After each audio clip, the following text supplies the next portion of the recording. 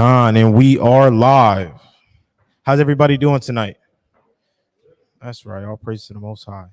So this lesson is about Esau and his blessing, the sword.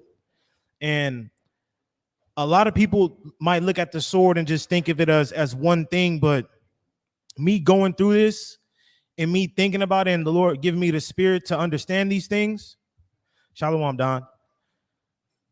Esau has used his sword and he has multiplied it and he has transformed it into vaccines, into propaganda, into social media, into all types of military warfare. It's not just about a sword anymore. It's about destroying the mind. The body goes after that. But Esau has transformed his blessing and he has multiplied it. And I'm gonna be the first one to say it. He made the most of his blessing. You know, sometimes it could be hard for Jake to say that, but he did it, you know. But at the end of the day, we know what's going to happen to them. Shalom to everybody joining right now. Lord willing, y'all Sabbath is doing well. And we're going to jump right into it. Let me get Genesis 25, please. From 21. This is the book of Genesis, chapter 25, verse 21. Uh-huh. And Isaac entreated the Lord for his wife. And excuse me, we always got to start from the beginning, where this man came from, so we can know where he's at and where he's going to end up. Start from the top again. Genesis chapter 25, verse 21. Uh-huh. And Isaac entreated the Lord for his wife, because she was barren. And the Lord was entreated of him. And Rebekah, his wife, conceived. And the children struggled together within her. Right. And she said, if it be so, why am I thus? So Rebekah's asking the Lord, like, why am I struggling with this birth, Lord? Like, you blessed me with this, with having children. Why am I struggling? Like, what's going on? Keep going. Con. And Verse she 23. went to inquire of the Lord. And the Lord said unto her, two nations are in thy womb. Two nationalities, two separate people, two race of people are in thy womb. Keep going. Two nations are in thy womb. And two manner of people shall be separated from thy bowels. She's going to have twins, but these are going to be two separate people. One's going to be left, one's going to be right. One's going to be up, one's going to be down. It's going to be like that. Keep going. Two manner of people shall be separated from thy bowels. And the one people shall be stronger than the other people. So one people that are in her bowels are going to be stronger than the other. We know this. Keep going. And the elder shall serve the younger. So whoever comes out first is going to serve his younger brother. Thus saith the Lord. Keep going. Verse 24. And when her days to be delivered were fulfilled, behold, there were twins in her womb. Just as the Lord said. Verse 25. And the first came out red all over, like an hairy garment. So remember, the first one that comes out is going to serve the younger, and one people are going to be stronger than the other. The first one that came out was red all over like a hairy garment. Keep going. And they called his name Esau. And his name was Esau. This is the older brother of Jacob. He will be our servant. Keep going. I want you to read all the way down to 27, please. Genesis chapter 25, verse 26. And after that came his brother out, and his hand took hold of Esau's heel. So just to show that the Bible, the Lord didn't give a description of Jacob because Jacob looked like everybody else on the face of the earth. He didn't have to describe him because that's how everybody else looked. And when Jacob came out, he grabbed the heel of Esau. Keep going. And his name was called Jacob. Right. And Isaac was 80 years old when she bare them. Okay. And the boys grew, and Esau was a cunning hunter. Esau was a cunning hunter. This goes hand in hand with his blessing, but we're going to get into that a little bit later. Keep going. A man of the field. And Jacob was a plain man dwelling in tents.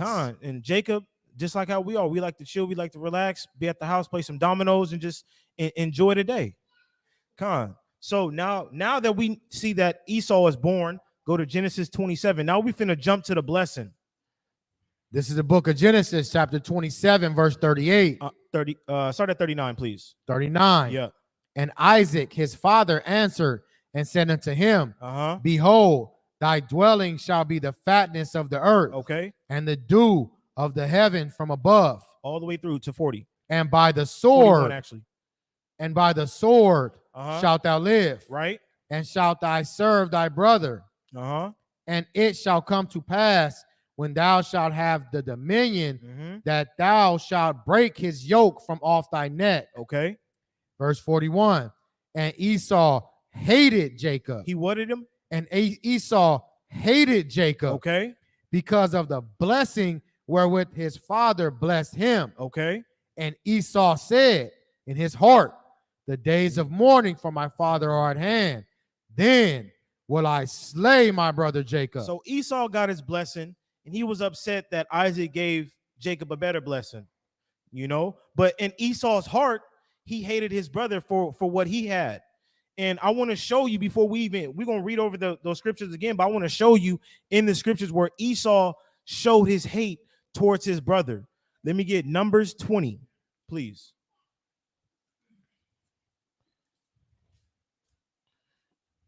This is the book of Numbers, chapter 20, verse 14. And Moses sent messengers from Kadesh unto the king of Edom. Thus saith thy brother Israel, thou knowest all the travail that he had befallen us. So we're coming out of Egypt. You know, we just had a hard time. We trying to make it to our place of destination. We trying to make it to our land. But what did Edom do? Verse 15. Verse 15. How our fathers went down into Egypt, and we have dwelt in Egypt a long time, right? And the Egyptians vexed us and our fathers. So we pleading to Esau, like, hey man, like, you our brother, you know, we family, like, we just left Egypt. They've been beating us up. Like, what's good? Keep going. Verse 16. And when we cried unto the Lord, he heard our voice, right, and sent an angel, and hath brought us forth out of Egypt. And behold, we are in Kadesh, a city in the uttermost of thy border. And we talking to Esau like, hey, look, we in Kadesh, we right by your land. Let me get with you. Talk to him. Keep going. Verse 17. Let us pass, I pray thee, through thy country. We will not pass through the fields or through the vineyards, neither will we drink of the water of the wells. We will go by the king's highway. We will not turn to the right hand nor to the left until we have passed thy borders. So we like, hey, Esau, let us pass through, but we ain't gonna touch nothing. We ain't gonna drink nothing. Let us pass through. You know, we just left hardcore bondage. Give us a break. You feel me? Show some love to your brother. Keep going. Verse 18. And Edom said unto him, thou shalt not pass by me. He said what? Thou shalt not pass by me, lest I come out against thee with the sword. What's his blessing? Lest I come out against thee with the sword. This is years after Edom got that blessing, but that spirit of hatred is still on his children. He said, lest I come against thee with the sword. We just want to pass through. We're not going to eat none of your food. We're not going to drink none of your water. We ain't going to take nothing from you. We just going to walk by. And he said, nay, if you do, I'm going to come and get you with that sword. Keep going. Verse 19. And the children of Israel said unto him, we will go by the highway, and if I and my cattle drink of thy water, then I will pay for it. And look at us as we pleading with our brother. Hey man, look, we ain't gonna touch nothing. We're not gonna drink nothing. We're not gonna do nothing. Just let us pass by. You know, remove that hatred from your heart. Just let us pass by. Keep going. I will only, without doing anything else, go through on my feet. Verse 20. And he said, thou shalt not go through. What did Esau say? Thou shalt not go through. Tough. Keep going. And Edom came out against him with much people and with a strong hand. So when we were pleading and just walking through, and if our cattle do drink something or eat something, we was gonna pay for it. We was gonna do our just due. But Esau said, nay. He came out with a strong hand against us leaving affliction, us leaving Egypt, and he wanna hate his brother in his heart. Just off of what Esau and Jacob went through from the blessing. Keep going. Verse 21. Thus Edom refused to give Israel passage through his border, wherefore Israel turned away from him. You know what? We just got on and went into a different direction. It's just that simple. So let's go back to Genesis chapter 27, and we're gonna get started on the lesson. Let me share my screen.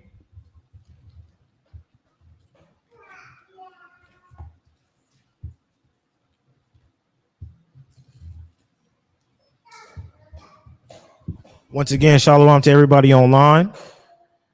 You know, Lord willing, y'all having a beautiful Sabbath, and let's make it happen.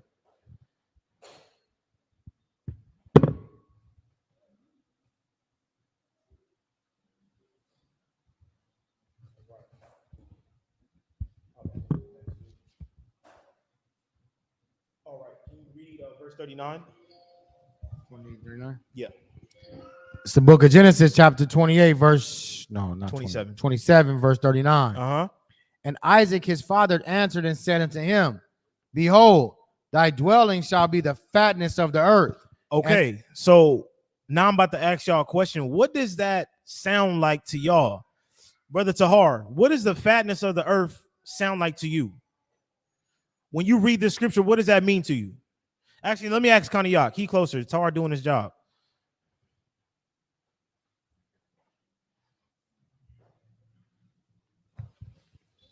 What is the fatness of the earth? The fruits.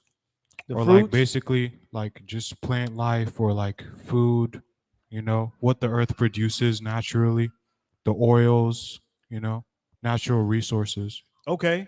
What about you, Arak? What is the fatness of the earth? Yeah, it's coming right now. Would be like the best land. Okay. So yeah, y'all both right. Esau is going to be in the best places. He's going to have all the resources. Esau is going to have everything. Read that again, Ak. There you good. You know, Esau is going to live in the fat. He's going to dwell. Read it again. My bad. It's the book of Genesis, chapter 27, Verse 39. verse 39. And Isaac his father answered and said unto him, Uh-huh. Behold, thy dwelling shall be the fatness of the earth. Thy dwelling, thy living place. Esau lives all across the world. And to be specific, Esau runs 6 of the 7 continents on this planet.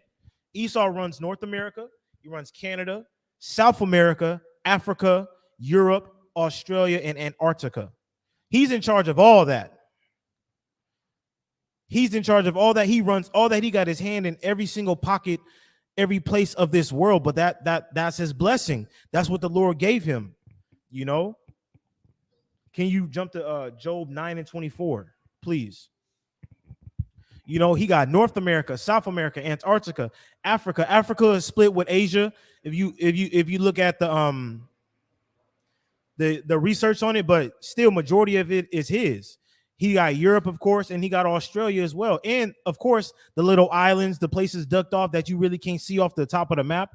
But he is in control of the whole earth, which is his blessing. But what also did the Lord say? Bring it out. This is the book of Job, chapter 9, verse 24. Uh-huh. The earth is given into the hands of the wicked.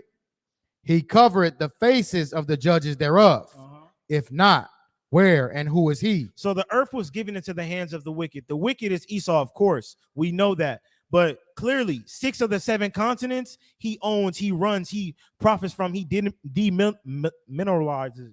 He has the whole world in the palm of his hand. But the Lord said that was going to happen.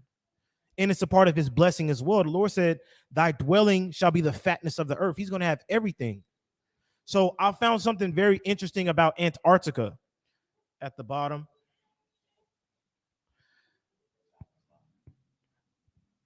Okay, I got you.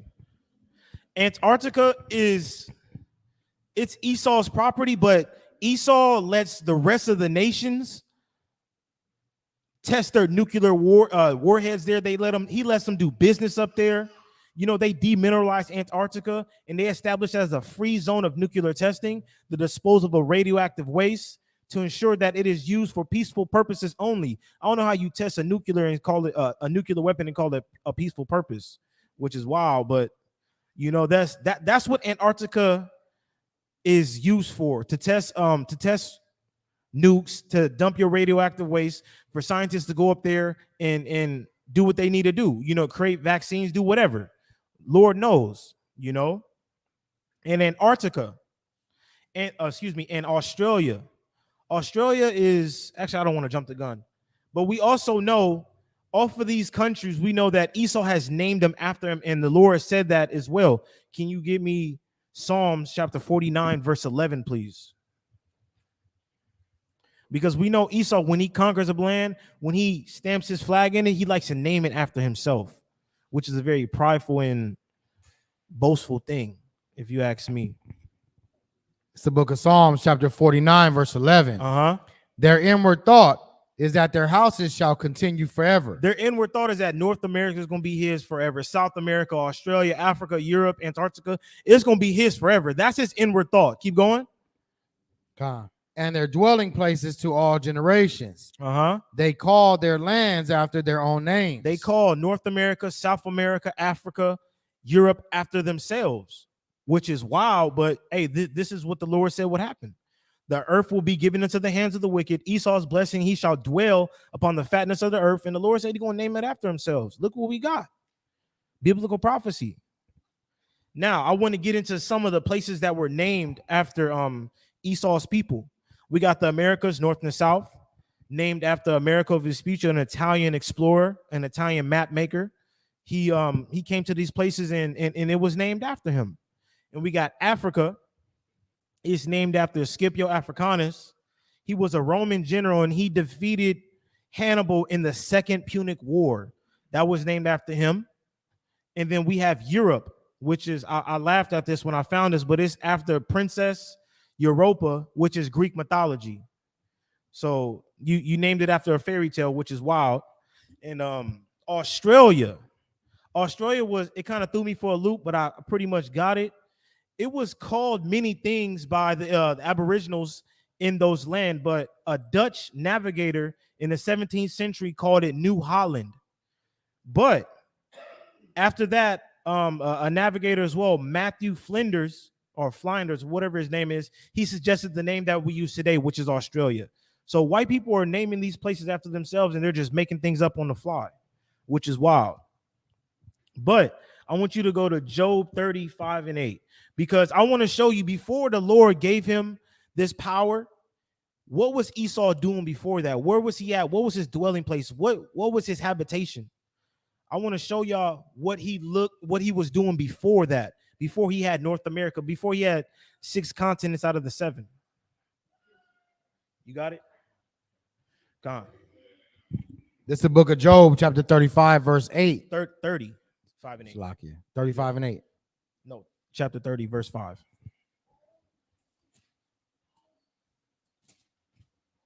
It's the book of Job, chapter 30, verse 5. They were driven forth from among men. They cried after them as after a thief, to dwell in the cliffs of the valleys. Does everybody see this? Keep going. Keep going up. They cried after them. Verse 6. Verse 6, to dwell in the cliffs of the valleys, in the caves of the earth, and in the rocks. In the caves of the earth and in the rocks at the cliffs. This is where Esau was living. Before the Lord gave him the world, before the Lord gave him the earth, this is what Esau was dwelling at. A carved out door into the mountain. Wild as hell. Keep going. Verse 7, among the bushes they brayed. Under the nettles they were gathered together. Right. They were children of fools. They were children of who? They were children of fools. These people, they still are fools to this day, but they were children of fools living in the mountains, doing what we read the 13th tribe in that book. If you guys haven't read that, you guys should look into that. It shows you how Esau was living in these caves, dwelling in the clefts of the rocks. He was a very disgusting and vile person. Keep going. They were children of fools, yea, children of base men. Right. They were viler than the earth. They were viler than the earth. That's the Most High God is calling a people that. Think about that. Viler than the earth. It looked crazy to the eye, but I want to know what it looked like when you walk into those doors and there's no light. You know, you got to have a little lantern, a flashlight, but that's wild. I can only imagine. It is cold as hell in there. And it's thing, no ventilation, no nothing. You know, and bring out Jeremiah 49, please. And then we're gonna go back to Genesis. Let's start at verse 15, please. Jeremiah chapter 49, verse 15. For lo, I will make thee small amongst the heathen. And don't get it twisted, y'all. Yeah, Esau has the world in his hand, but he is not the biggest nation. We are the biggest nation. We are the sands of the sea. But don't get it twisted. Just because Esau has all these places on lock, he got all these places on check, don't make him the biggest population of the earth. Keep going. And despised among men. And he's despised among men. He got to pay for all these places he took. The Lord sent him to Mount Seir, but he spread his wings and flew all across the world. So he's going to be despised. Keep going. Verse 16. Thy terribleness hath deceived thee. Right. And the pride of thine heart. O thou that dwellest in the clefts of the rocks. That dwellest who? O thou that dwellest in the clefts of the rocks. That's his habitation. That holdest the height of the hill. Right. Though thou shouldest make thy nest as high as the eagle. Just because you exalt yourself and you live high up in the mountains. I will bring thee down from thence, saith the Lord. Say? I will bring thee down from thence, saith the Lord. And we are living in that time as well, where the Lord will bring these vile of the earth individuals down to the ground. Thus saith the Lord. So can you go back to Genesis chapter 27, please? 40? Hold on. We were at the dew of the heavens. Yeah. Read the dew of the heavens and then go into 40 and stop at serve thy brother.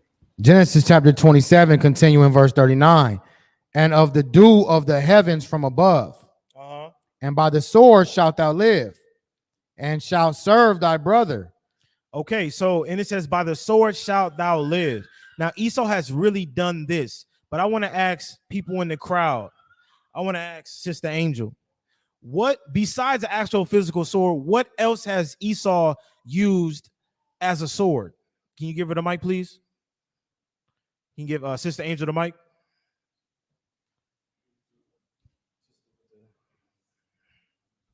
What else is the sword? How else was it used besides the actual physical sword? What else comes to your mind? Laws. Okay, that works. That works. You pass the brother the mic as well. Do you have anything else?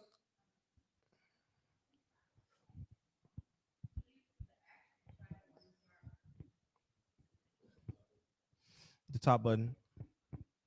She said laws, of course, that could be used as a sword. Shalom. Okay.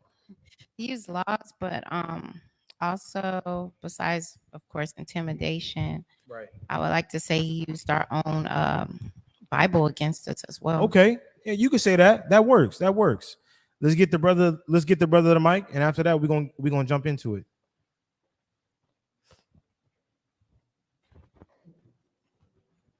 Yeah, it's going to be eugenics.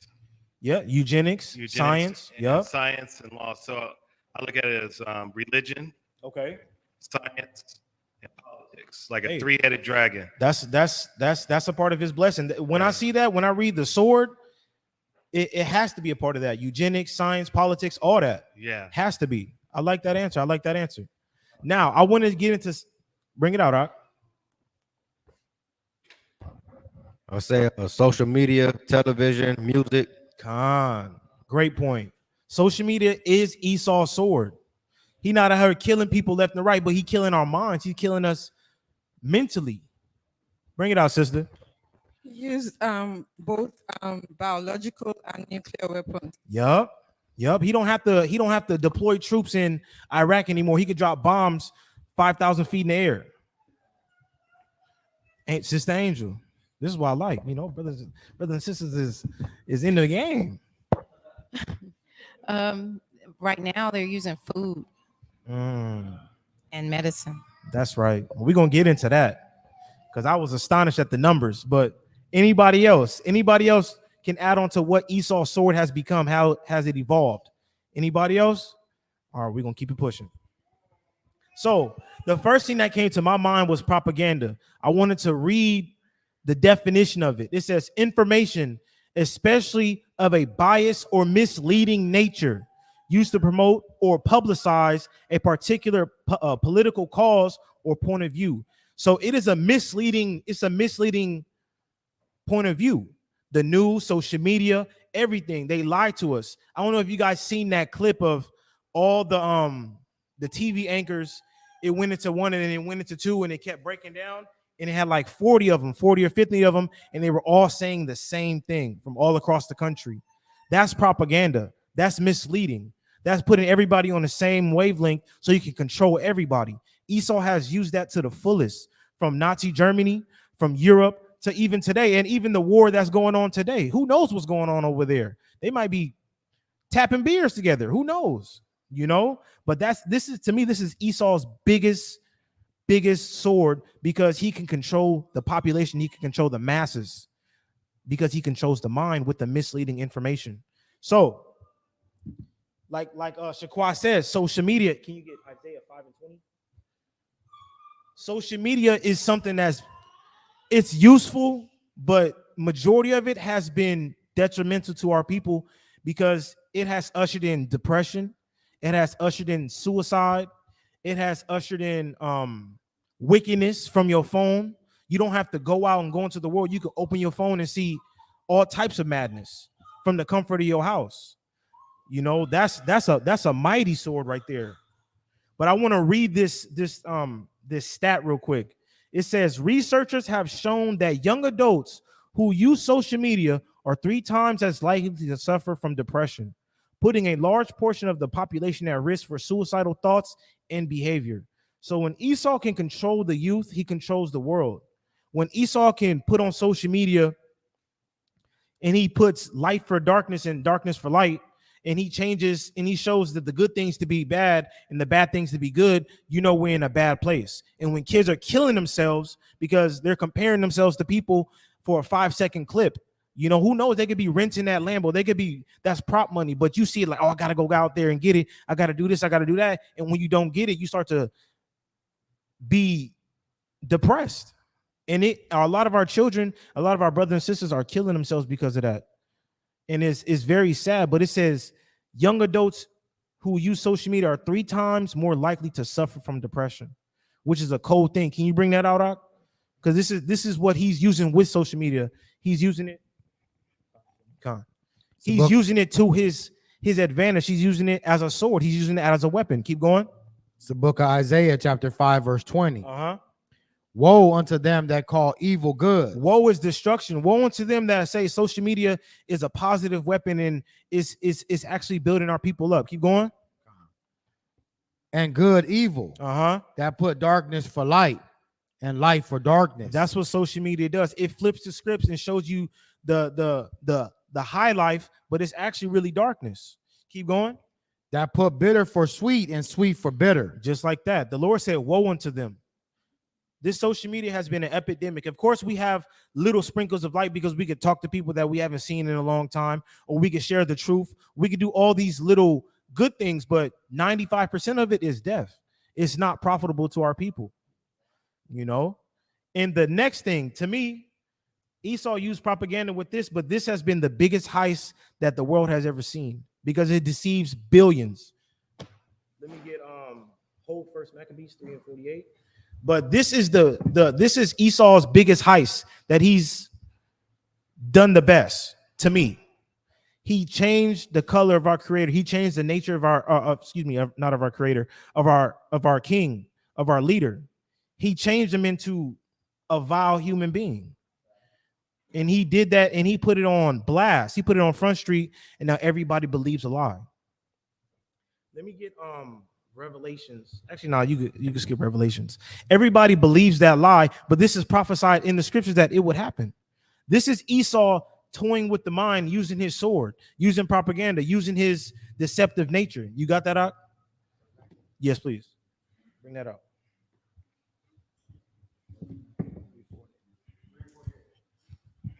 First Maccabees chapter 3, verse 48. And laid open the book of the law, wherein the heathen had sought to paint the likeness of their images. The likeness of their images. They wanted to see in the scriptures and make somebody that looks like them. And look, they did a great job because they got the greatest person in the Bible and they made him look like him, which is a lie. And they did that. And this is probably the most popular one that everybody was deceived by. This is Obi-Wan Kenobi right here. This is Obi-Wan. People are deceived by the Jedi Master. But you know what? It's okay because look, this was supposed to happen. Can you read that again, Ak? And then can you jump back to Job 9:24? I want to read that again. It's First Maccabees, chapter 3, verse 48. And laid open the book of the law, wherein the heathen had sought, the Edomites had sought to paint the likeness of their images. Right. They made Christ look like them, which is a false description, which is a lie from the pits of hell. But they done that, and it has been successful. It's in every church. It's in a lot of people's houses. They bow down to it. They kiss it before they leave. They bow down to this image. Can you read that for me? Job 9:24, please.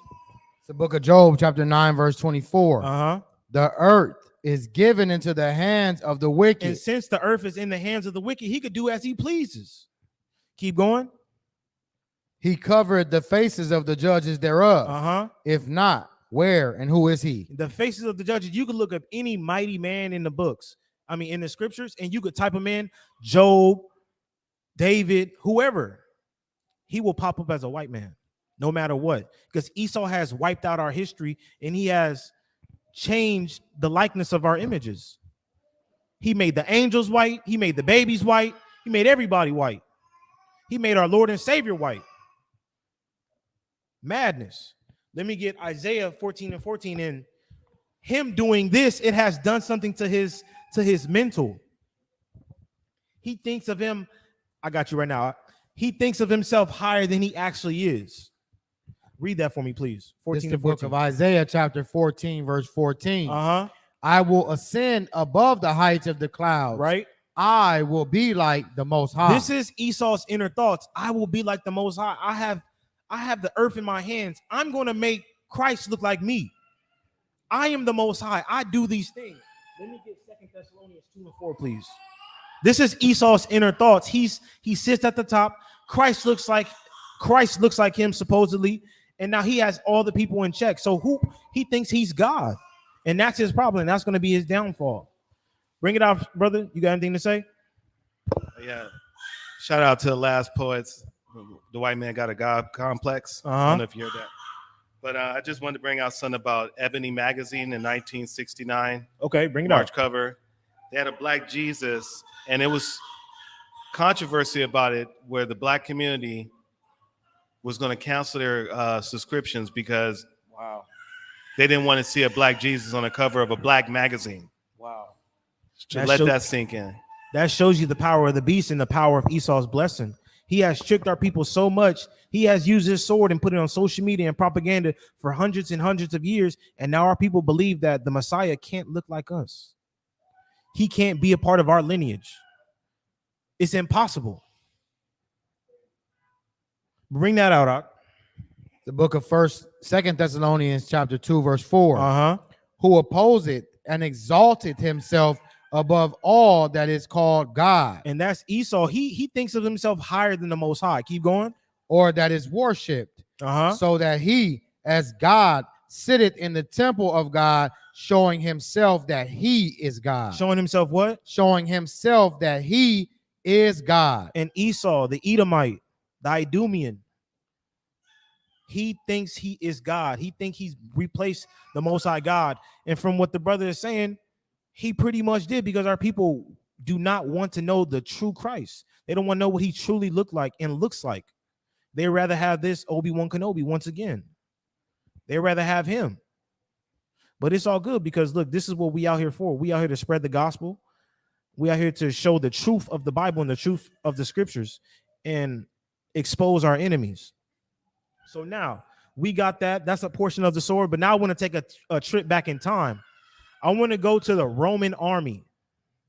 Anybody heard of the Roman army? What were they popular for? Why were they popular? Why did they gain control of a vast area of land? Anybody know? Say it again. Give them the mic out. Por favor. Trying to work on the Spanish, family.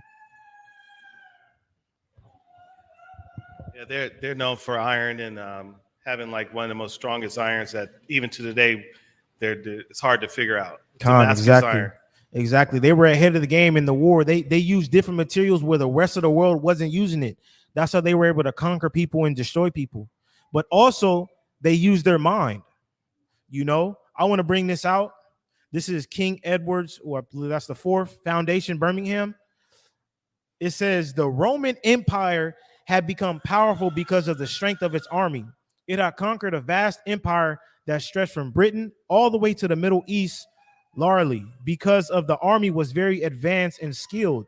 The soldiers were very well trained and they had the best weapons and armor. So Esau had the best weapons. He had the metal plate, he had the chain mail under, he had the spears, he had the bow and arrows, he had the ballistas, he had everything.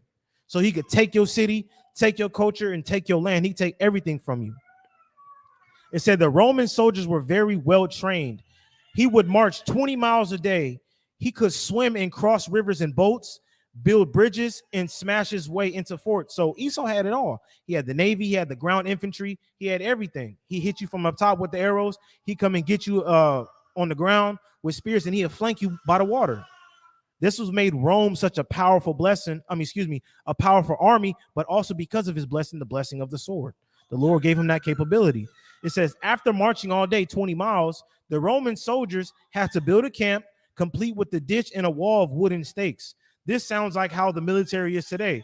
They run, they do PT, they do everything, especially if they're in war. Now they dig a foxhole, they do all types of things. This is implemented how from the past into today. The same thing, the same people. Just a different land. It says, and this is how fierce they were. A Roman soldier almost always followed orders. Anyone who didn't face tough punishment. If you fell asleep on duty, you could be sentenced to death, which is wild. Can't take a nap. You ran 20 miles in a day with heavy armor on, and you got to come. Hey, look. That's tough. It said, what did the Roman army consist of? As its largest, they might have been around 500,000 soldiers in the Roman army. To keep such a large army, a large number of men in order, it was divided into groups called legions. Each legion was between 4,000 and 6,000 soldiers. So they split them up. That big number, you don't want people walking in the same thing. You might be ambushed or whatever. Scuffles might happen. Anything can happen if you got that many people in one place. It says a legion was further divided into groups of 80 men called centuries. The man in charge of a century was known as a centurion. Anybody heard of that word? The centurion? That he was in charge of that 80 man group. He carried a short rod to show his importance. He would also use it to beat any soldiers who disobeyed him. So if you fall asleep, you dying. If you disobey the centurion, you getting beat up. That's a cold army to be in. I ain't gonna lie.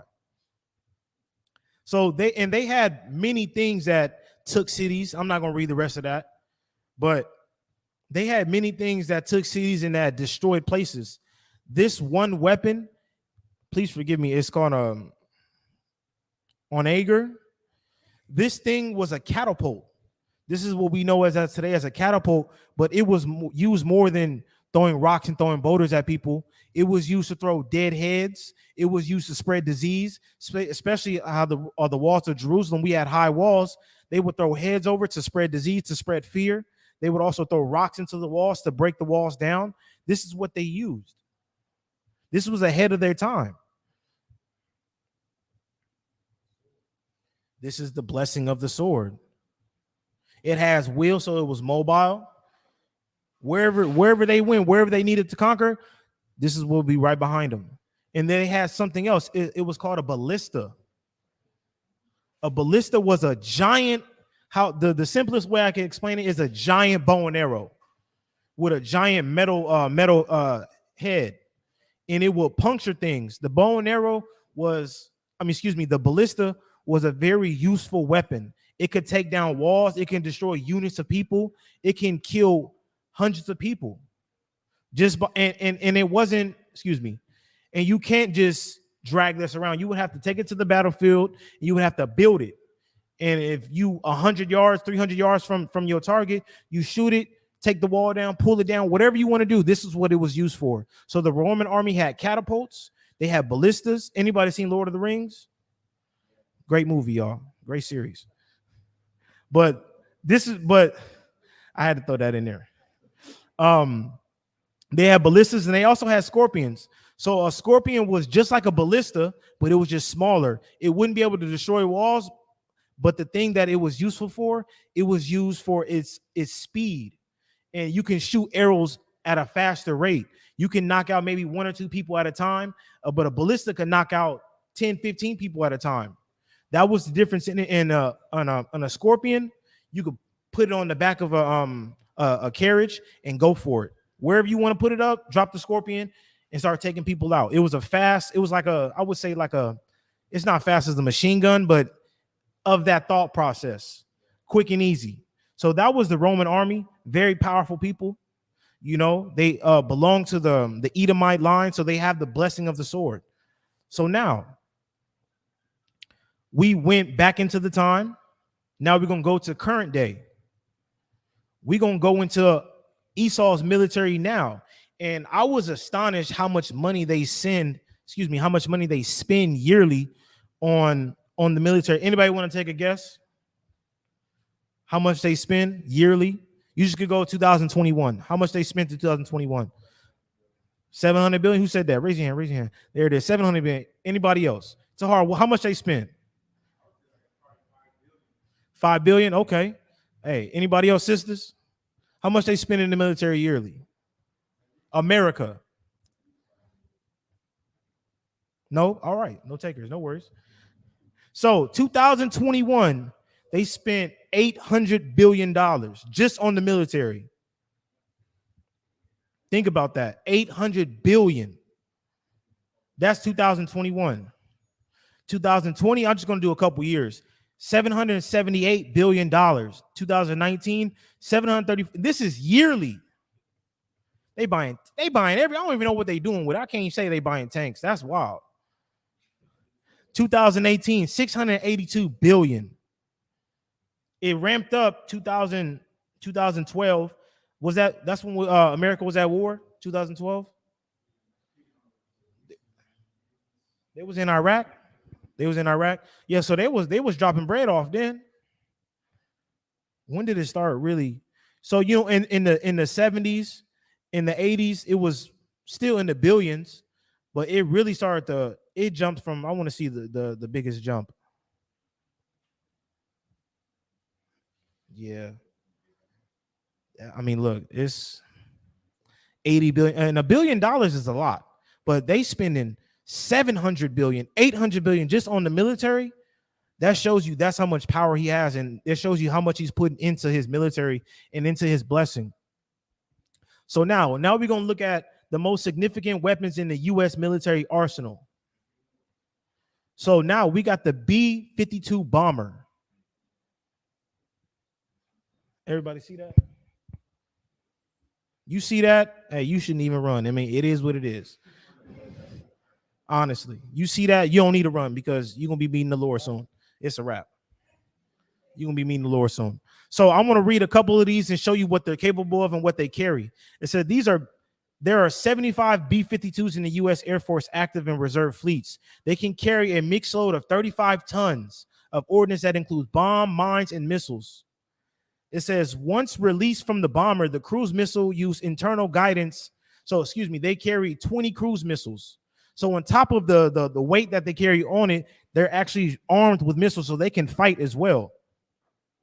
It says once released from the bomber, the cruise missiles are internal guidance and their own turbofan engine to fly and strike independent targets with the warhead weighing up to 3,000 pounds.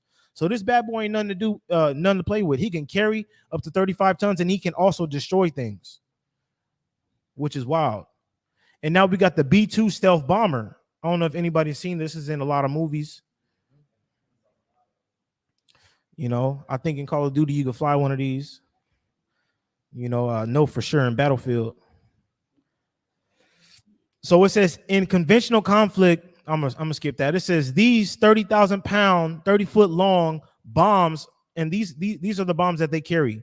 Bombs are designed to strike deep into the ground and take out missiles in command complex that are out of reach of non-nuclear weapons. So these things are used, hence the name a stealth bomber. So anything you want to get while you can't blow up with a nuke or you can't drop people in, these things could drop precise missiles, and they're 30,000 pounds and 30 feet long. So these bad boys ain't nothing to play with also. It says B2s can also carry a range of other weapons that have been battle tested in conflicts in Syria, Iraq, and Afghanistan. So these bad boys ain't nothing to play with. I'm gonna skip that one. I'm gonna go to the one that I'm pretty sure everybody has seen. You know, the F-2 stealth fighter jet. This is Esau's bread and butter. This is what he used day in and day out. This bad boy is, I don't know if anybody's seen Hulk, but this is what Hulk was on when he was going into outer space. I don't know if anybody seen the movie Hulk. Come on now, this is what he was on. You said Top Gun? Top Gun, there it is. This is what, was it Tom Cruise? This is what Tom Cruise was flying. So now we also going to go into the submarine. So we know Esau got the land on lock. He got the air on lock, but he also got the ocean on lock. These submarines, he said these submarines are capable. There's 4 Ohio-class guided submarines carry up to 154 Tomahawks. Each of those Tomahawks are armed with a 1,000-pound warhead, can hit independent targets for as far as 1,000 miles away from its launch site. So they got 154, and all 154 can go 1,000 miles. That's crazy. But also, each missile can carry info of the 15 targets in this guided system, giving it the ability to switch destinations mid-flight. So it can go 1,000 miles, but also you can lock 15 targets into it. And if you want to switch, you don't want to hit target 1 anymore, you want to hit target 7, you can do that. That's the blessing. That's the blessing of the sword. It can go 1,000 miles. He got 154 of them, and he can have 15 targets. Tahar want the mic.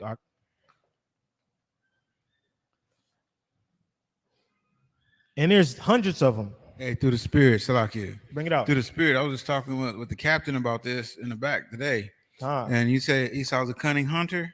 You know, when they go hunting with rifles, you know they're wearing camouflage, right? For sure. What for? To blend in. So you can't see them. Right. Notice how they got the stealth bomber, the stealth fighter. Come on now. The submarines underwater, they pop up and shoot missiles at you. Can't see them. Man, 154 Tomahawks. They 1,000 pounds each. That's crazy. And now we got the big boys, the aircraft carriers. This is my last one. We're going to go to the next slide. These bad boys, there's 11 active aircraft carriers. And these things that carry hundreds and hundreds of tons. These things carry jets. These things carry hundreds of people. These are like the brains of the ocean for Esau. This is where the generals are at. These is where all the high-ranking people are at. They're on these aircraft carriers for the Navy. And the last one, of course, I don't know if you guys seen a destroyer, but this got the missiles. These got the nukes. These got the automatic machine guns. These got the what is it? I looked it up the other day. A rail gun, an electromagnetic rail gun. I looked it up. I'm like, man. But the destroyers, the cruisers, these are the fighting ships of Esau. This is what they use when it's time to go to war. This is what they bring out. It ain't got no room for jets. It got hundreds and hundreds of ammo. It got warheads on there. It got Tomahawk missiles. It has everything. It can shoot into the water. It can shoot in the sky. Whatever you want to get with, this destroyer can do. That's the blessing of the sword.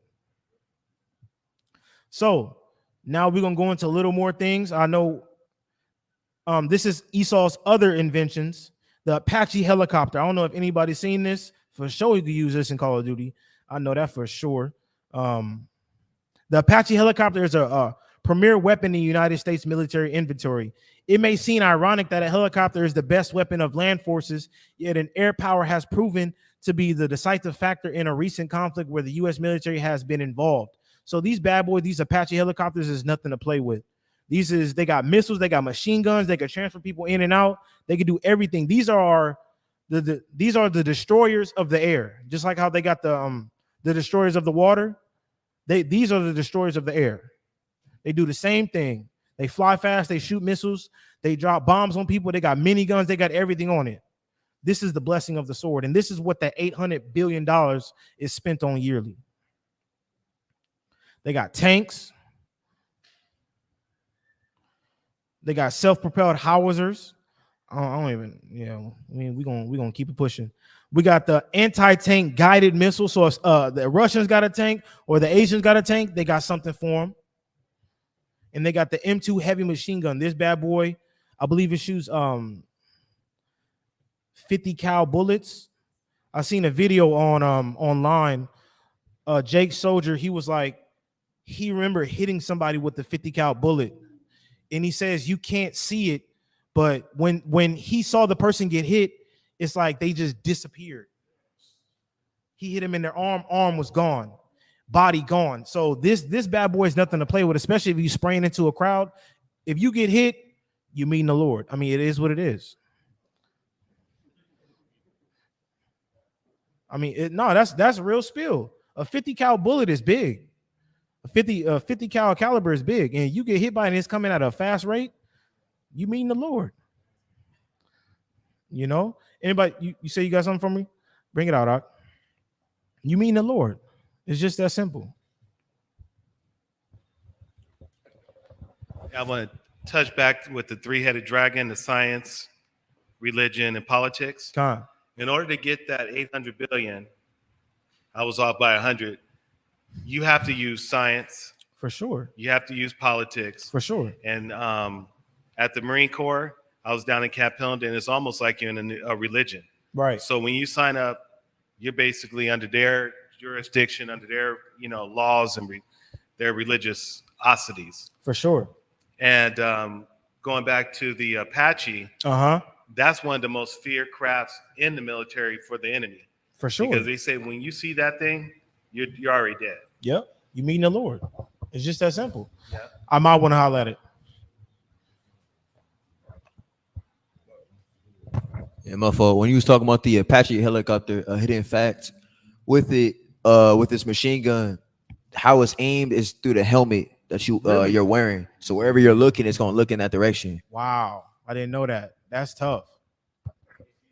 Hey, they not having no pilots with glasses because you're gonna be missing everything. Keep going on. Go for it. So when I was in the Army, I fired that 50 cal. Uh-huh. That's a mean machine gun. It does a lot of damage. For sure. And it spits those rounds out real fast. The other thing I was going to say, I don't know if you're going to get to it, but one of his choices is a drone. You know what? I wasn't gonna get into it. I was gonna get into something more, something else that's not man operated. But talk about the drone. Go for it. Yeah, that drone is unmanned, and it's funny because the military is recruiting people that actually play video games. Right. Like these brothers that play video games and at the top of their class playing it, they recruiting them. Right. And they're just sitting in these little silos by themselves, locked in. Right. And they flying these drones all over the place. And sometimes you don't even know the drone coming. You know what I'm saying? Just like you say, you just sitting there and boom, you just blow. They blow you up. What do the drones do? Like what's their capability? If you know, I don't know exactly, but I know they go long range. Right. So they can go long range. A lot of times they can go undetected. Right. And they can drop missiles. You know what I'm saying? So a lot of times when they want to take out the a lot of these high-ranking enemies. Yeah, people that they say that's trying to come against the U.S. Right. That's how they take them out. But sure. the missiles that they drop are so big, it's killing everybody. Children, you know. Everybody dying. Yeah, everybody. Yeah, that's tough. And they're unmanned. So you could be thousands of miles away, drop the bomb, and then you on the way home. No casualties on America's side. Go for it, Doc. Another thing is laser technology now. Yeah, more accurate. More accurate. So they actually can have a plane thousands, 20,000 miles in the air and shoot a laser accurate to the dime to hit someone on the ground as a dime. So no, that's true. That's true. Esau has came, like I said in the beginning, Esau has come a long way with his blessing. He has evolved it. He has done everything to magnify it. He has made the most of his time on this earth. And he has done a lot of killing. He has done a lot of pillaging. He has done a lot of conquering. And that's in his blessing. That's what he was supposed to do. But I want to show the next video. And this is what's on the destroyers that are on the waters. This is what's on them. You see those little white, that right there, This is that. I want to show y'all. System or CWIS. The CWIS is a point defense weapon system that can detect and destroy incoming threats like small surface torpedoes, aircraft like planes and helicopters.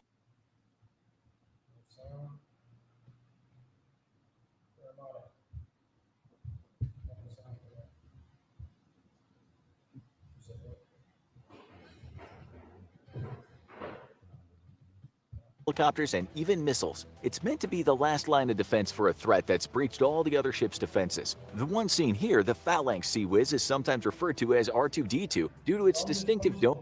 Explain what it is. So this is an automated minigun. It's made to shooting out. It can shoot out small planes, small boats, anything that comes close. This is the last defense of the ships. It has 50 cal bullets. It's an automatic and it's laser guided. So if it gets that laser on you, it's gonna follow you no matter what, and it's gonna be spitting hot fire at you. This is what that is. It's not man-made. It's not man-controlled. It's automated. That laser gets on you. You get too close to that ship, you a boat, you getting got. It's gonna get you. Thus say, hey, look, this is his blessing. This is what the Lord created him for. So I'm gonna skip that because we ain't got sound for it, which is unfortunate. But my last thing on the U.S. military, I just want to show some stats. It says number of warships 484. That's the 4th ranked in the world. Number of submarines, they got 67 submarines. That's the 2nd in the world. Military spending, I believe this is last year, 2022, $877 billion, which is the 1st in the world. That's what they spend on the military. And then the Navy aircraft is number 1 in the world, but they got 2,464 aircraft. Number 1 in the world, the strongest Navy in the world, the strongest military in the world, which shows shooting and makes the Lord true because this is his blessing. This is what he was used for on this earth. You know, that's his job. I really want sound for this next one because I low-key need it. So anybody heard of the bombing of Hiroshima and Nagasaki? It's when an atomic bomb was dropped on the earth the first time. I want to show y'all. I got to get the sound for the second one because I got to show y'all. But on August 6, 1945, during World War II, an American B-29 bomber, just like how we showed, this was an earlier invention, but the one they got now is different. It says the bomber dropped the world's first deployed atomic bomb over Japan's city of Hiroshima. The explosion immediately killed an estimate 80,000 people. Tens of thousands more would later die of radiation exposure. 3 days later, the B-52 dropped another bomb on Nagasaki, killing an estimate of 40,000 people. Why did this happen? Why did America kill over 100,000 people in a span of 4 days? That's why Corona's helping clean. So it happened because Japan would not refuse to surrender in World War II. They had the motto of, hey, I'm gonna die doing this. I'm not gonna roll over. This was Japan's motto. It says by the time of the Trinity test, the Allied powers had already been defeated, Germany and Europe. Japan, however, vowed to fight to the bitter end in the Pacific. The most devastating weapon mankind. So Japan was like, man, look, we're gonna defend our land and we're gonna die trying. It's just that simple. That's why America was like, you know what? Since y'all don't wanna give in, cataclysmic amount of energy. y'all don't want to give in. The amount of Guess what I'm gonna do? I'm gonna drop these bombs on you. is akin to being dropped The first time ever on Earth. in Hiroshima. In the aftermath of that bomb, Almost 100,000 people died. it says because of the extent of the devastation and chaos, including the fact that much of two cities' infrastructure was wiped out, exact depth tolls for the first bomb of Hiroshima and Nagasaki remain unknown. However, it's estimated roughly 70,000 to 135,000 people died in Hiroshima, and 60 to 80,000 people died in Nagasaki, both from acute exposure to the blast and from long-term side effect of radiation. So now we're going to go to a video of what a nuclear bomb looks like when it drops. And Lord willing, we got sound. 40s, nuclear weapons have shocked the world. Following World War You can hear it. Okay. Human body can absorb just so much radiation before it falls apart. So we're gonna because skip the very to cells that you need to heal are dying from the radiation poison. I can't even hear from the laptop though. If the radiation dose is intense enough, it'll actually look like a thermal or a burn. Yeah, the volume's blisters. Layers of skin will begin to slough off. Due to its I'm gonna show destructive one. I'm gonna capacity show the of last 11 one. I really megatons, want the explosion of the bomb was overwhelming If you were and resulted in a fortunate enough large to get red a lower light dose of illuminating the entire then sky. you might not have died immediately. But it doesn't mean that you aren't susceptible to getting almost any type of cancer known to man 20, even 30 years later, because you'll develop perhaps multiple cancers at the same time. The test was considered to be a great success and led to further tests in the area, including This is the aftermath. This is the mushroom of the bomb. I want to show a different one. 0.5 megatons of TNT, making it the second largest nuclear test done by the United States. The estimated yield from this device was roughly 9.5 kilotons, so it was surprising to many when this number was far exceeded. 2 minutes after detonation, the mushroom cloud rose to a height. We're gonna skip that.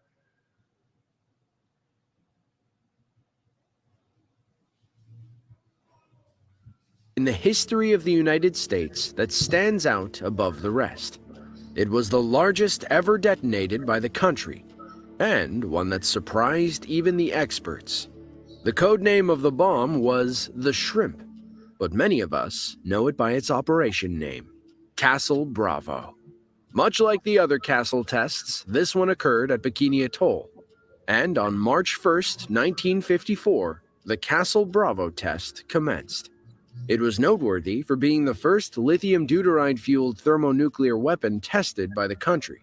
Scientists expected the bomb to produce an explosion of 6 megatons. However, due to unforeseen reactions from the use of lithium-7, the blast was measured more than double that size, coming in at 15 megatons.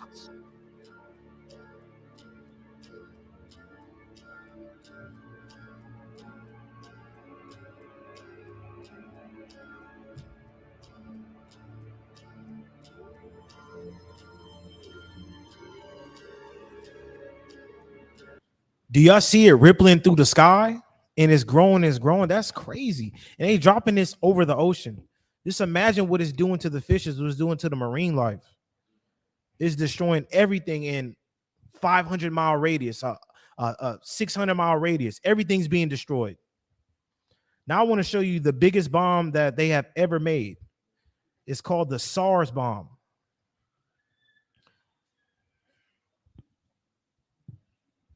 Tsar Bomba. On October 30th, 1961, the Soviet Union tested the largest nuclear device. The Soviet Union is still Esau. These are just they all Edomites ever created. And I believe this bomb is the bomb that they have today. Is that the Satan 2 missile? This is the same one, or maybe they made something bigger. To this day, no other country has come close to topping it. The Soviet RDS-220 hydrogen bomb, also known as the Tsar Bomba, was detonated above the Sukhoinos Cape of Severny Island, a little over 9 miles away from Mityushka Bay. Although the detonation was planned in secret, United States intelligence was able to detect the blast, given its size. It is said that the bomb produced a yield of roughly 58 megatons of TNT. To put that into perspective, that's almost 3,000 times the strength of the device used on Hiroshima in World War II. 3 times, what does it say? 3 times the strength? 3,000 times the strength, and 80,000 people died from that bomb. Just imagine this today. What's his blessing on? He got the blessing of the what? Book of Genesis, chapter 27, verse 40. Uh-huh. And by the sword shalt thou live. By the sword. This is Esau using, just like the sister Angel said, I believe, or one of the sisters. This is chemical warfare. You drop a bomb that can kill 200,000 people. and you ain't got to step foot in the land, bro, that's crazy. And these are the bombs. These are the same bombs that are going to take themselves out when Christ comes back. You just can imagine the no, we're not even going to get into that. We're just going to keep it pushing. According to reports, the detonation was large enough to break windows located 560 miles away, and the flash of light was visible up to 620 miles away. A blast of this magnitude would be capable of creating a fireball roughly 6.3 square miles in size, and any living creatures within 4,080 square miles of the epicenter would likely suffer third-degree burns. In recent years, 4,000 miles away from the epicenter, from the center of it, you're going to get fourth-degree burns, third-degree burns. That's crazy. Russia has declassified never-before-seen footage of the blast, showing us the full power of the Tsar Bomba. Осталось 3 секунды. 2, 1, 0. Взрыв сопровождался световой вспышкой необычной силы. В этот момент самолет-носитель находился в 45 километрах от места сброса. Вспышка и последующее свечение, несмотря на сплошную облачность, были видны в радиусе до 1000 километров.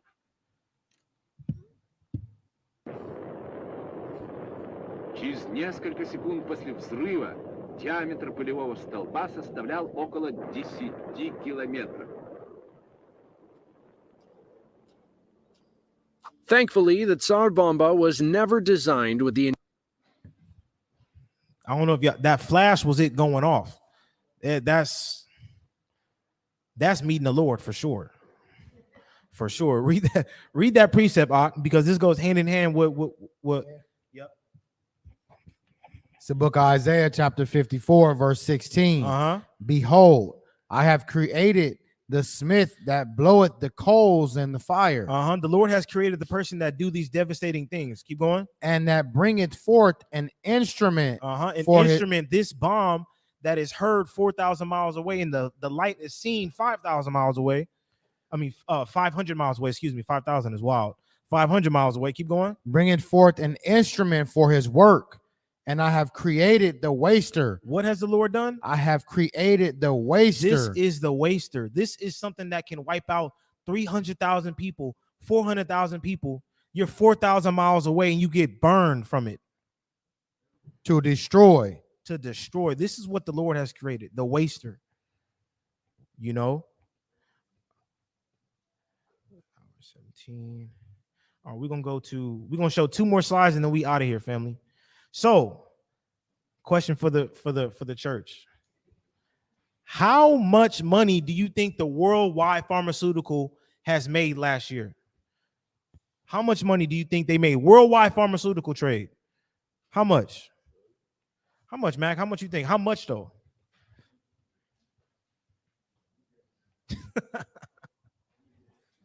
Too much. Yeah, that's true. So we're gonna go into the trillions. That's all I know. The trillions, and you're right. So the worldwide global pharmaceutical industry has made $1.42 trillion in 2021. That's a lot of money. 1.42 trillion. That's how much Big Pharma made all across the world in a year, 2021. That's how much they made. And guess what they do with that? They keep our people sick. They don't cure our people. They treat our people. That's what Esau does. He keeps you sick so you can keep bringing in that 100K a week, 100K a year, 100K a day. That's what he does. He doesn't treat. He doesn't cure. He treats. You know. Now I wanted to go into the U.S. pharmaceutical. How much they make? No. So in 2021, America's pharmaceutical made $550 billion. That's how much they earned. They spent $633 billion on medicine in 2022 and projected to spend $605 to $635 billion on medicine in 2025. But in 2021, they made $550 billion. just off of medicine in a factory, crushing chemicals down, pumping them out by the cents, and then making billions. These things aren't expensive to make. And I want to go over a couple, what are the 10 biggest money-making prescription drugs and what do they treat? We're just going to go into number one. It's Humira. It makes $13 billion a year. It treats rheumatoid arthritis, also prescribed for something else arthritis. Yeah, you got it. There it is. It costs yearly to have $49,000 to $58,000 a year just to be on this drug. And they make $13 billion a year. You know, and I want to show this last video. This is about Bill Gates and what he thinks of the children of Israel. I don't know if anybody's seen this video, but it's very popular. It's been going around. You've got population. Now, the world today has 6.8 billion people. That's headed up to about 9 billion. Now, if we do a really great job on new vaccines, healthcare, reproductive health services, we could lower that by perhaps 10 or 15%. He said if we do a good job on vaccines, another instrument of Esau's sword, he can lower the population by 10 to 15%. That's a lot of people. 10 to 15% of the world killed by, man, I'm not going to repeat it again. I don't want to get flagged, nothing, but I just want to show you guys that this also is a part of Esau's blessing and his hate towards the children of Israel, which was established in the beginning, but from a sword. Where's that at? From the vaccine, from bombs, from missiles to aircraft carriers, to machine guns, to catapults, from everything, from spy drones. That is Esau's blessing. That's what he used to conquer the whole world, to put the world in subjection, and to keep the world in subjection with his $800 billion budget. And I want to show this last one and show how vile and how inhumane Esau is and what he does to our people, which we are very unaware of. You got that? Have you ever used orphans to study an experimental vaccine? Yes. Have you ever used babies of mothers in prison to study an experimental vaccine? Yes. Have you ever used individuals under colonial rule to study an experimental vaccine? Yes. Did you do so in the Belgian Congo? Yes. Did that experiment involve? So this is Esau Stanley Plotkin, the godfather of vaccine, is under oath, and he's being asked these questions.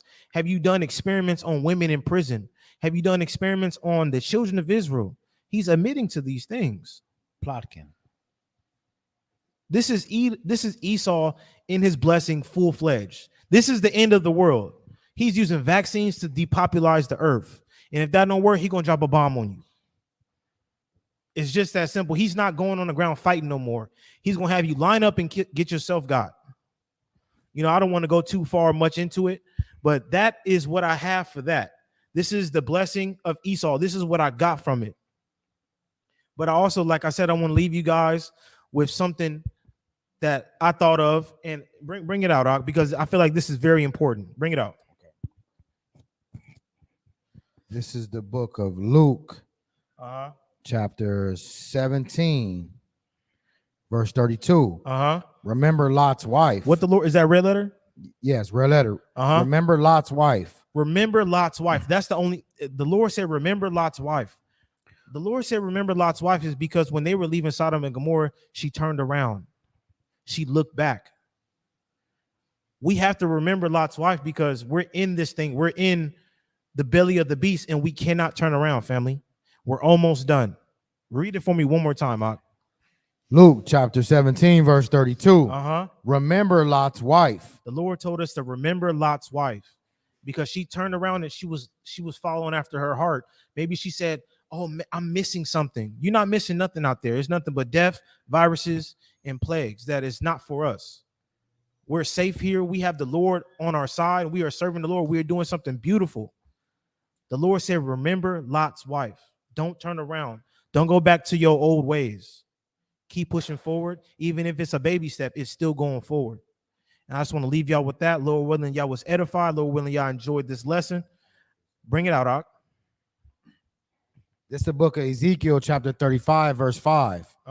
Because thou hast had a perpetual hatred and hast shed the blood of the children of Israel by force of the sword in the time of their calamity, in the time that their iniquity had an end. Therefore, as I live, saith the Lord God, I will prepare thee unto blood, and blood shall pursue thee. Sit thou hast not hated blood, even blood shall pursue thee.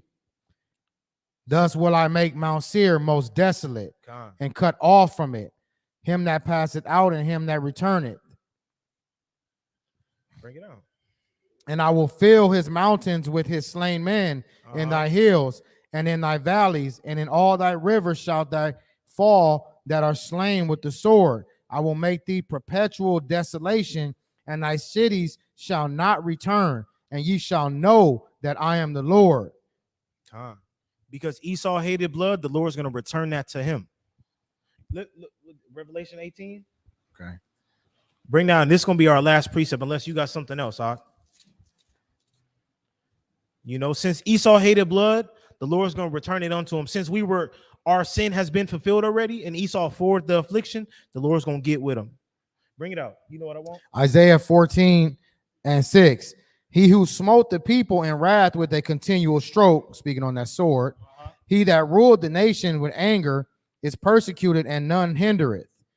The whole earth is at rest and is quiet. They break forth into singing. Bring out Revelation 18, please, and start at verse 3. Shalom to everybody again. Thank you for tapping in. Lord willing, y'all enjoyed this lesson. This is the book of Revelation, chapter 18, verse 3. For all nations have drunk of the wine of the wrath of her fornication. All nations from the east to the west. Keep going. And the kings of the earth have committed fornication with her. And they have gone into bed with Esau. They have dealt with their politics. They have dealt with their weapons of mass destruction. They have agreed with them. Keep going. And the merchants of the earth are waxed rich through the abundance of her delicacies. And everybody get paid off of Esau. Keep going. Verse 4. Verse 4. And I heard another voice from heaven saying, come out of her, my people. And this is for us. We're not supposed to partake in this kingdom. That's why I brought out remember Lot's wife, because the Lord said what? I heard another voice. Verse 4. Oh, verse 4. Yeah. And I heard another voice from heaven saying, come out of her, my people. Right. We're not supposed to look back. We're not supposed to be dealing with this nation. Keep going. Come out of her, my people, that ye be not partakers of her sins. Right. And that ye receive not of her plagues. Because if we don't look back, if we keep pushing, we keep the foot on the pedal, we will not receive of her plagues. Keep going. For her sins have reached unto heaven. America's sins have reached unto heaven. And the Most High hath remembered her iniquities. And the Most High have remembered everything that they have done to the children of Israel. Keep going. Reward her, even as she rewarded you, and double unto her, double according to her works. In the cup which she hath filled, fill to her double. So the Lord said, whatever Esau has done to the children of Israel, she's going to get it 2 times. And on that, I want to give all praises, honor, and glory to the Most High God. Lord willing, y'all was edified. Y'all enjoyed the lesson. And I'll say shalom. Shalom.